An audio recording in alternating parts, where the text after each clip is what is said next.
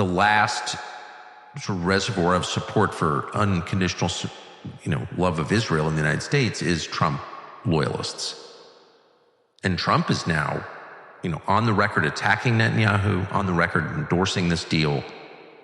How do the Israelis blow that up? Everyone's going to know. If the deal falls apart, the Israelis did it. Well, at this point, the Israelis are not trying to hide their fingerprints in any way, shape, or form. Okay, very different from 20 years ago. But basically, they're now on a course for conflict with Trump, open conflict with Trump. Yeah. But their only supporters of the United States are Trump voters. Yes. Well, look. So, I don't, It's a very different environment. And they've played the last card. Unless, look, they still have Ted Cruz and Tom Cotton and Lindsey Graham in the Senate. Okay, they got all... And Tom Cotton just introduced this bill, or this amendment that would essentially more or less merge U.S. intelligence and Israeli intelligence by making it mandated for the United States. He's the chairman of the Senate Intel Committee. Yeah. Mandate the U.S. One of the most evil things that's ever come out of our Congress. It's one of the most anti-American...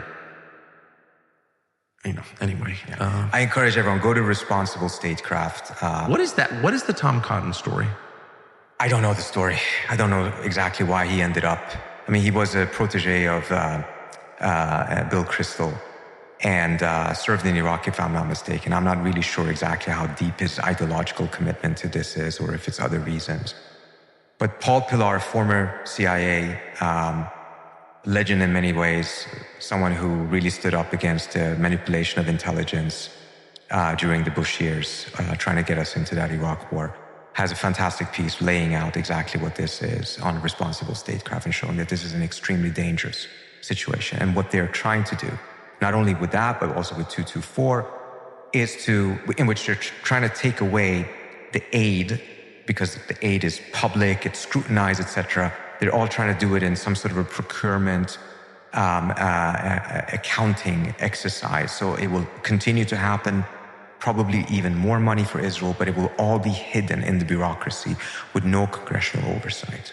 So they're recognizing exactly what is happening. They're losing the American public, but they can use some of their last juice that they have in Washington to go push through these different reforms. And it will become a structural impediment towards the type of healthy break, healthy detachment. They should be in prison, all of these people. This is happening right now. So when you're saying that, look, they're losing Trump, yes, you're absolutely right, but they're doing other things that will make it very difficult for future presidents and members of Congress to be able to break free from some of these things. What? So where is this process? It is right now in the NDAA. It's in the Senate. It's going to be voted for, if I'm not mistaken. Some parts of it's already been voted for, and now it's going to go to a final